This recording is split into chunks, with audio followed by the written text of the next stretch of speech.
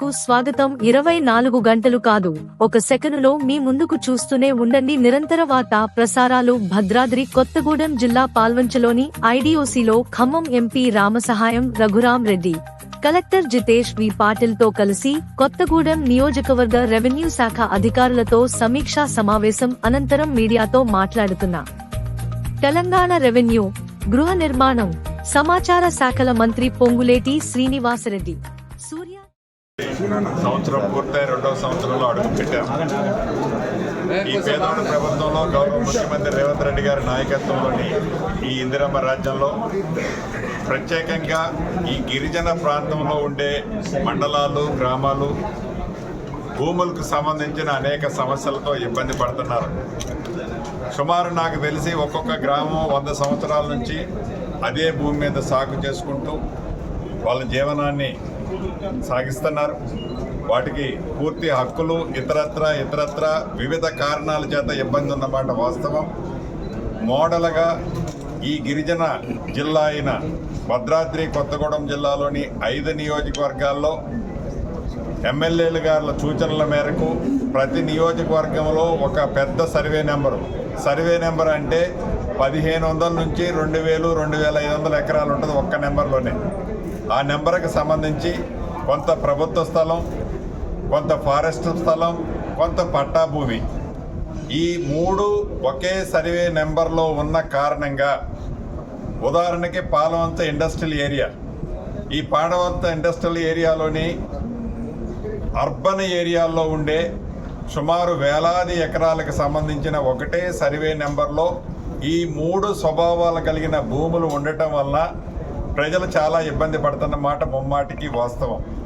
తరతరాల నుంచి అనేక మంది రాజకీయ నాయకులు, రాజకీయ పార్టీలు, అధికార పార్టీలు వచ్చి పోతున్నా వారి సమస్యలాగానే ఉంటుంది.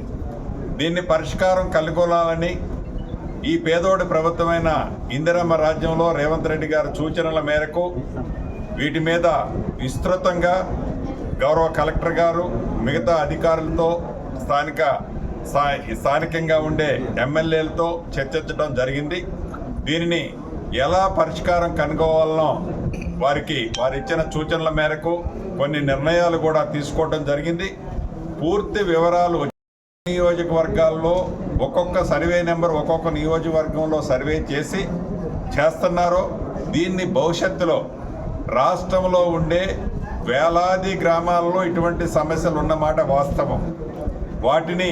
వీటిని మోడల్గా తీసుకొని భవిష్యత్తులో ఆ గ్రామాలకు సంబంధించిన భూ పరిష్కారాన్ని, గవర్నమెంట్ భూమి ఏది, ప్రైవేటు భూమి ఏది, అదే రకంగా ఫారెస్ట్ భూమి ఏది, ఇంకా ఇనాము భూములు ఇతరత్ర ఉంటే అవేవి డిమార్కేషన్ చేసి శాశ్వతంగా ఆ ప్రాంతాల్లో నివసించే భూములున్న ఆసాములకు ఒక పూర్తి భద్రత మొన్న చట్టం తీసుకొచ్చాం.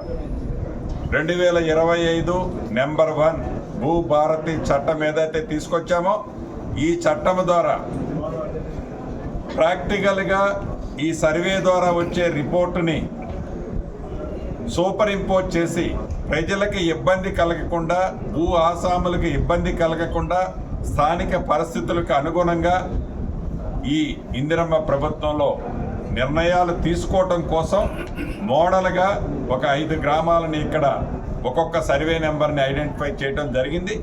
ఈ ఫలితాలను బట్టి భవిష్యత్తులో రాష్ట్రంలో ఉండే ఇటువంటి సమస్యలని ఈ ప్రభుత్వం పరిష్కరించుంది.